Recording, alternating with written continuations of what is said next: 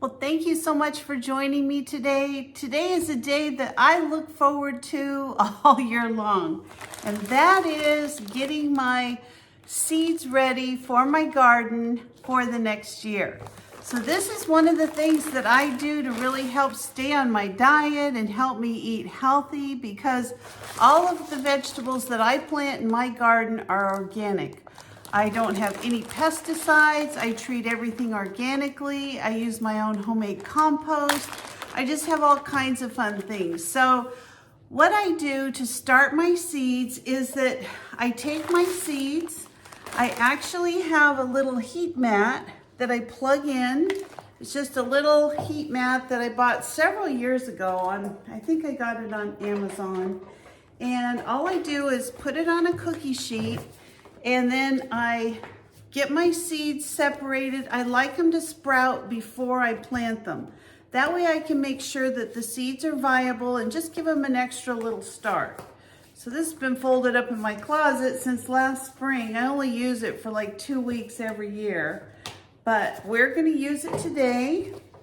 Alrighty, we're gonna let that stretch out for a little while. I do put it under a towel just to make sure that it's nice and flat for my seeds, but let me show you the process that I work on when I'm putting my seeds together. And I do this every year. I have terrific results. I don't buy plants at the nursery. They're just too expensive. And if you notice, over the last couple of years, you used to be able to at least get like 6 plants in a little planting planter. Now it's like, $5 for one. So forget that. I can get seeds much cheaper, and I do. A lot of the seeds that I have are seeds I've saved from the season before.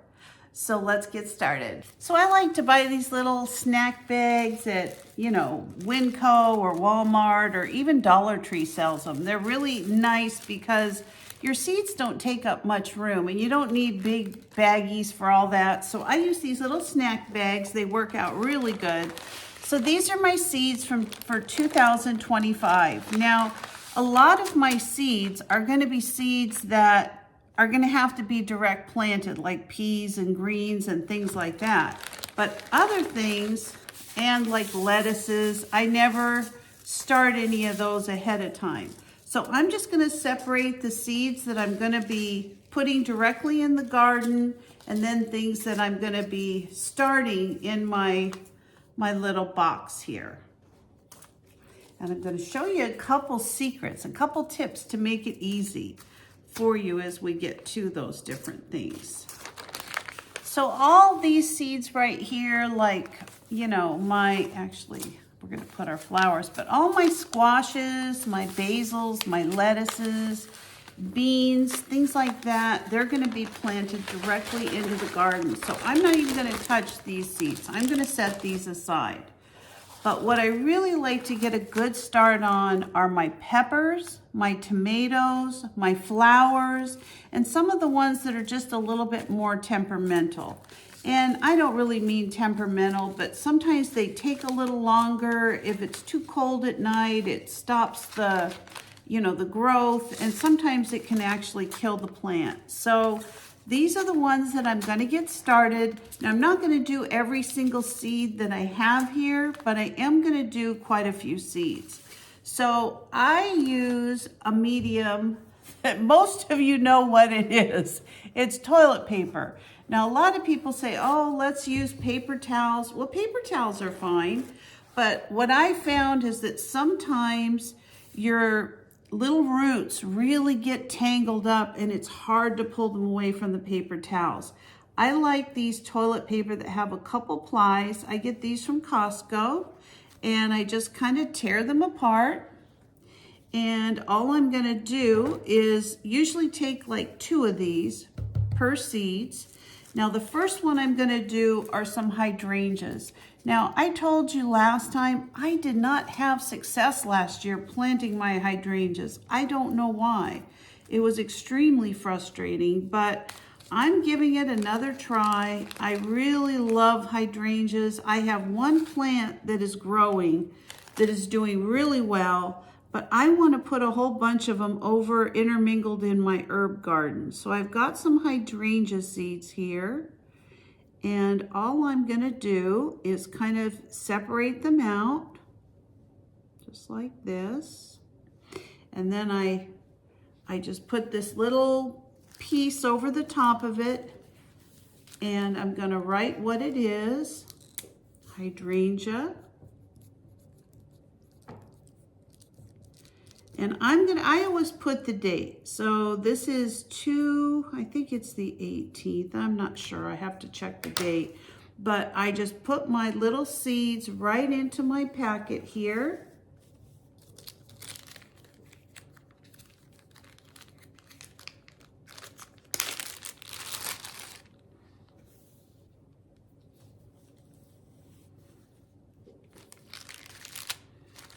Like this. And basically what I'm doing is I'm starting a little mini greenhouse. I take a little water, and all I'm going to do is just sprinkle a little bit in there. You don't need too much. Just make sure all your seeds are covered. You probably remember some of this from grade school. We used to do this with the paper towels and the beans, and we'd get them growing in the windows of whatever school we were at. And then I'm going to have this under my towel, but I'm trying to stretch it out right now. So I'm going to just set this right over here and start on the next one. Now I've got a couple of different kinds of echinacea. I've got Allen's Pride that I got from Baker Creek. And then I've got a purple one that I got from Burpee. So I want to actually keep these separate so that I know how to plant them in my garden. And I'm just going to continue doing the same thing. So this is going to be my echinacea.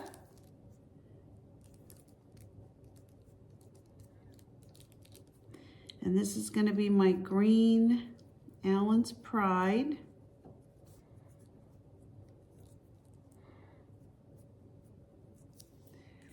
And we're going to go ahead and put some of these in here.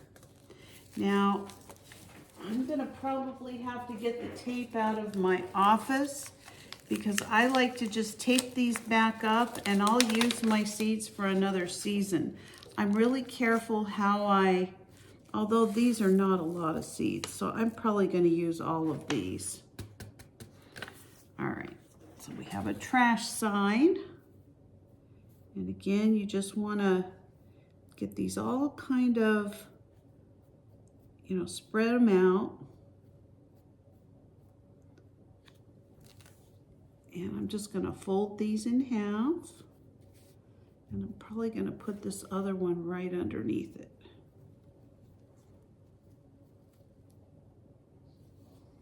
Just like this. And I'm going to put those in here.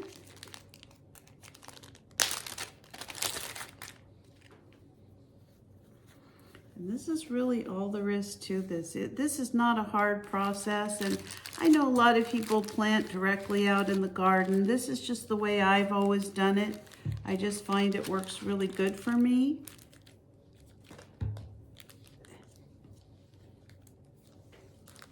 And there you go, echinacea.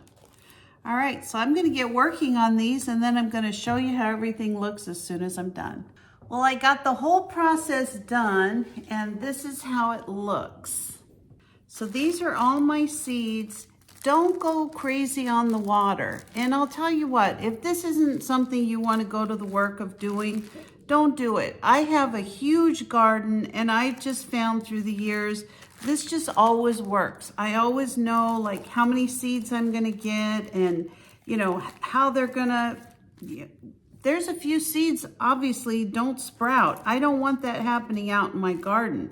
If I have a bad mix of something, I'd like to know now so I can replace them. So I use all these different types of seeds, and they're really important that I have them. Some of the seeds, there's going to be a lot of plants come up. And just as a courtesy, I give a lot of my plants away to family and friends. And it's just a great way to share the harvest with other people. Other people enjoy it without having to go and spend $50 at the nursery. And when I give them away, I do the little newspaper pots. So I'm not even spending money on the pots. It's so simple and easy and just a really nice thing to do. If you're interested on how to make those newspaper pots, I'm gonna link them in my description below. Or actually, I'll link them above. So now what I do is I plug in my heating pad and I'm gonna move my seeds aside. And I'm gonna put the heating pad directly on the tray like this. And then what I'm gonna do is put this little towel right over it, and then I just lay my seeds right on top of it. And I just kind of space them out. They're gonna have a couple of these are gonna, end up overlapping. It's not gonna matter. You just want them to get a little bit of the heat from the heating pad. It's kind of like a heating pad. It's not really a heating pad because it doesn't get as hot as a heating pad, but it's really great as far as, keeping your seeds at the right temperature. So you're gonna have the average temperature between 70 to 85 degrees Fahrenheit. Now I have a light towel over the top, so all I'm gonna do after I get it set up, I'm gonna put it near a window, but I don't want direct light on it. I just want some filtered light, and I have a really nice spot here next to my window. So one of the things I like is that this has a little suction. You put it kind of down in between some of these little seeds, and they're gonna be able to tell the temperature of what these seeds are at. And I'll check the temperature later today just to make sure that they're right like they need to be. But this should work out just perfect. It's a nice little spot right in front of the window. So it'll be, we'll be getting good progress here soon. So I also told you that I was gonna give you a little tip for some of your smaller seeds like onion seeds and carrot seeds and lettuce seeds. Now I do direct sow the carrots and any of my lettuces and things out in the garden. And I usually try to save little jars, little shaker jars that I have from herbs or seasonings. And I put my seeds in my jar, and then I add about a tablespoon of sand. So I put about a tablespoon of sand, I shake it up, and I just sprinkle those directly out into the dirt, and then I just put a little, basically I just kind of shake it with my hand, put a little bit of dirt over the top, boom, you're done. It works so good for carrot seeds and things like that. Now when I do my onion seeds, it's much different. I actually start my onion seeds from seeds. I don't ever use the little bulbs or starts or anything like that. I take a pot, just a normal, starting pot, and I put all my seeds in one pot. I cover it with a little bit of soil and I put it under a grow light, and I just wait until till the greens are coming out of the top. When I'm ready to plant, now I'm not gonna do that until I'd say probably the 1st of April, because I'll put them out the 1st of May. So for a month, I'm gonna have them growing under a grow light in a little pot in my house. When I have greens, I'll take the pot outside, I soak it. Literally, I put it in another pot and soak it, or I soak it with a hose, and I just pull those apart and I plant my onions directly into my garden.